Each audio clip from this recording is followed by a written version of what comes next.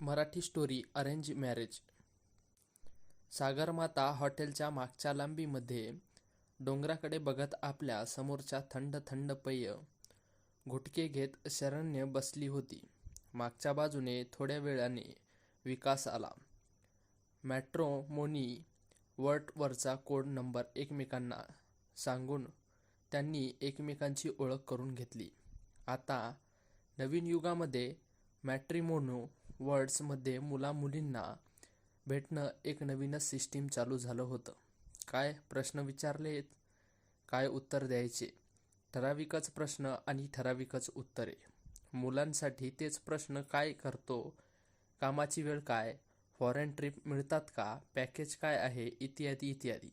तर मुलींसाठी तेच प्रश्न, स्वयंपाक, घर सांभाळशील ना, मी आईवडिलांबरोबर राहणार, तुझं काय म्हणणं आहे, नोकरी करणार की नाही. तेच ते रटाळ प्रश्न. शरण्याने हसून सुरुवात केली. विकास, तू काय घेणार रे, कारण तुझी वाट बघत शेवटी मी माझ्या आवडीचं थंड पेय मागून घेतलं. विकासने मेनू कार्ड बघितलं. खरे तर लंच टाईम झाला आहे, आपण जेवताना बोलू. त्याने दोघांसाठी मस्त कुर्मा भाजी, पोळ्या, पुलाव, कोशिंबीर आणि सुरुवातीला सूप अशी ऑर्डर दिली. सागरमाता हॉटेल 3 स्टार असून शांत जागेवरती उभारलेल्या भल्या मोठ्या बागेमध्ये एका बाजूला असलेला जेवणासाठीची व्यवस्था सगळ्या लोकांना आवडे. विकासने मेनू सांगितलं असून देखील ऑर्डरमध्ये सुरेख दहीवडे आले. ते बघून शरण्या हसली आणि तिने वेटरला धन्यवाद दिले. जेवताना होणाऱ्या मुलामुलींच्या नेहमीच्याच गप्पा. कुठला टीव्ही चॅनल बघते, कुठली सिनेमा आवडतात, शनिवार रविवार काय करते. जेवताना शरण्या मोघम उत्तर देत होती. शेवटी विकास म्हणाला, आमच्या इथे मोठा बंगला आहे, माझा मोठा भाऊ, त्यांची फॅमिली, आईवडील, आजोबा, आजी, आम्ही सगळे एकत्रच राहणार आहोत. तुला आमच्या घरामध्ये आनंदात राहता येईल आणि तुझी इच्छा असेल तर त्याच घरामध्ये नोकरी पण करता येईल. दहीवडा खाताना शरण्याने बोलायला सुरुवात केली. मोठ्या कुटुंबाबद्दल मला तर आवडतच आहे, पण माझ्याकडे आणि माझ्यावरती एक जबाबदारी आहे. पोलीस खात्यातून निवृत्त झालेले माझे वडील सध्या अतिशय आजारी असतात. आमच्याकडे पैशाची काहीही कमी नाही. माझा भाऊ परदेशी नोकरीला गेला आहे, त्याला तिथे नोकरी करणं भाग आहे. घरात आई आणि आजी असतात. कुठल्याही वेळेला एखाद्या इमर्जन्सीला मलाच माझ्या आईवडिलांना मदत करावी लागणार आहे. अशा वेळेला मला असं वाटतं की लग्न झाल्यावर देखील मी त्यांच्या जवळच राहावं. सणवार, उत्सव, मंगल प्रसंग किंवा इतर कुठल्याही वेळेला मी जरूर माझ्या सासरी जाईन. तिथली पण जबाबदारी कसोशीने पूर्ण करील, पण माझ्या आईवडिलांच्या जवळ किंवा त्यांच्या घरातच राहणे भाग आहे. दुसरी गोष्ट नोकरीची. मी नोकरीपेक्षा काहीतरी व्यवसाय करण्याचा विचार करत आहे. माझ्या त्यासंबंधीचे पूर्ण काम चालू आहे. त्याने काय होईल की मला घरी राहून देखील माझा व्यवसाय करता येईल. जेव्हा आपल्या वृद्ध आईवडिलांना आपली गरज असते तेव्हा आपण त्यांच्या जवळच थांबले पाहिजे. शरण्यानी सावकाशपणे आपलं म्हणणं मांडलं. शरण्या दिसायला सुरेख, गोरीपान, उंच, बांधेखुंद असून कम्प्युटर इंजिनिअरिंगमध्ये तिने डिप्लोमा घेतलेला होता. ती घरातच राहून काही कंपन्यांची एक्सेल शीट बनवून देण्याचे काम करत होती. त्यामध्ये तिला भरपूर पैसे पण मिळत होते. परत तिचा जॉब हा जॉब नसून तिच्या स्वतंत्र मनाप्रमाणे ती काम करत असे.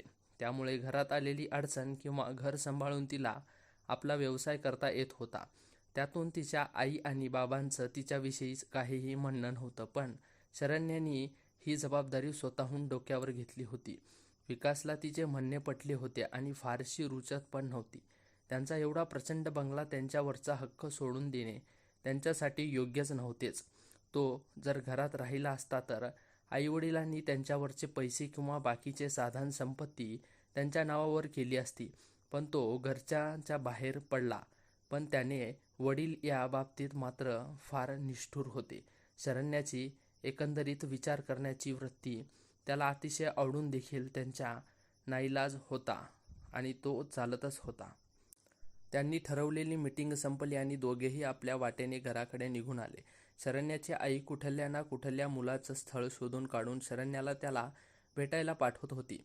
सागरमाता हॉटेल हे शरण्याच्या बाबाच्या मित्राचं असल्यामुळे तिथे कोणालाही भेटण्यासाठी काही धोका नव्हता. परत हॉटेलच्या CCTVमध्ये येणारा जाणाऱ्या व्यक्ती टिपत जात असे. बरेच दिवस आणि बरीच मुलं बघून झाली. चांगल्या घरातली सुस्तीतली मुलं आई वडिलांचे घर सोडून तयारच नव्हती. दूरवर जाणारी किंवा फॉरेनमध्ये कायम शिफ्ट अशी होणारी मुलं शरण्याला अजिबातच नको होती. मग तिच्यामध्ये आणि तिच्या भावामध्ये काय फरक पडणार होता? तिचे बाबा एक स्वच्छ आणि सच्चे पोलीस ऑफिसर होते. शरण्यासाठी तिचे बाबा एक आदर्श होते. त्यामुळे बाकीच्या भौतिक सुखात पुढे तिला आई वडिलांची सेवा श्रेष्ठ वाटत होती. एक प्रचंड मोठ्या हॉटेलचे ऑडिटचे काम शरण्याकडे आले होते. त्यांच्या सगळ्या जमा खर्चाची तिला एक्सेल शीट बनवून द्यायची होती. त्यांच्यासाठी तिला वारंवार हॉटेलमध्ये जावे लागत होते. जाताना हॉटेलचा मॅनेजर तिच्यासाठी पार्सल म्हणून काही ना काही पाठवत असे. सरतेशेवटी तिचे काम पूर्ण झाले. फायनल पेपर हॉटेलमध्ये देण्यासाठी शरण्या सकाळीच हॉटेलमध्ये आली होती.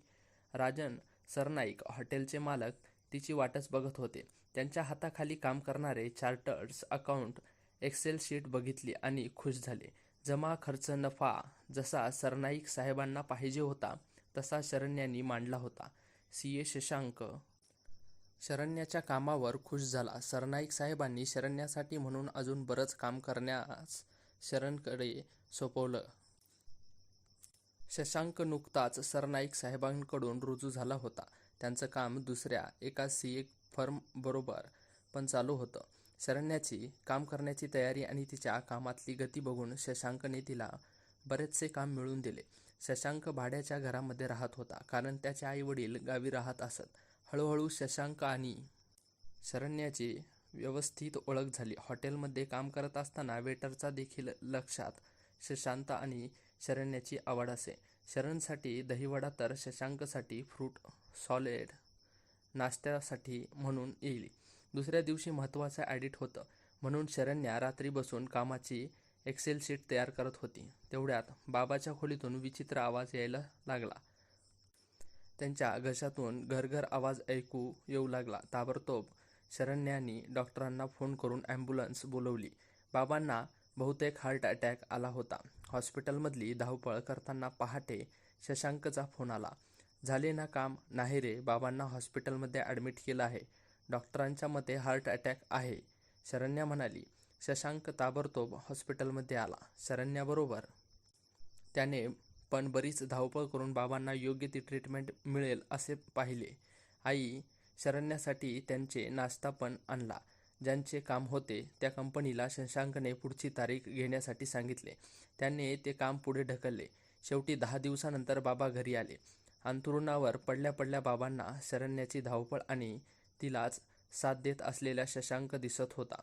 साधा, सुरळ, निर्व्यसनी शशांक आईबाबांना फारच आवडला होता. दिसत होता तेवढं सगळं सोपं नव्हतं. विशेषांचे म्हणजे आई वडील गावाहून त्यांच्यासाठी मुली शोधत होते. त्यांच्या घराण्यात प्रमाणे आई वडिलांचं व्यवस्थित मुलगी शोधून नातेवाईकांमधली मुलगी त्यांच्यासाठी बायको म्हणून निश्चित करणार होते.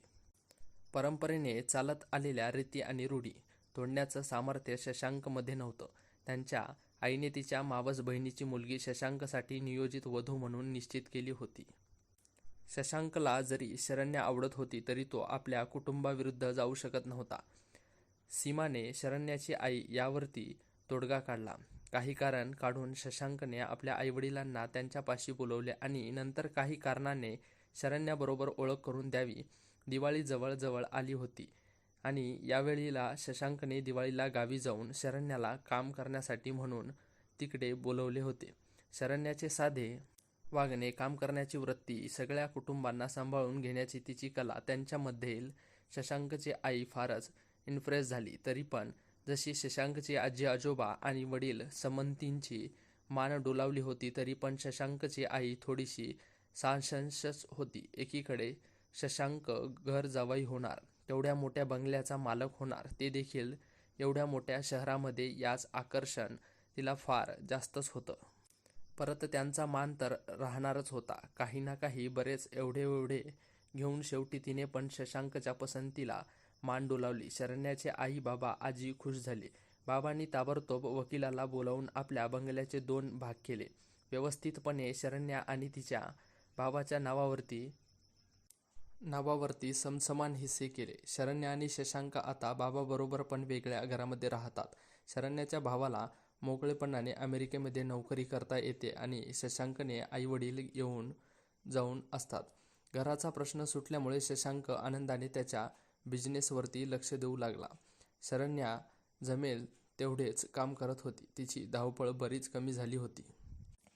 थोडीशी समजूतदारी दाखवली तर सगळेजण सुखी राहू शकतात. अशाच प्रकारे आजची आपली ही कथा इथेच संपते. आजची ही कथा तुम्हाला आवडली असेल तर व्हिडिओला लाईक नक्की करा आणि अशाच प्रकारच्या नवनवीन कथा पाहण्यासाठी आपल्या चॅनेलला सबस्क्राईब नक्की करा. धन्यवाद.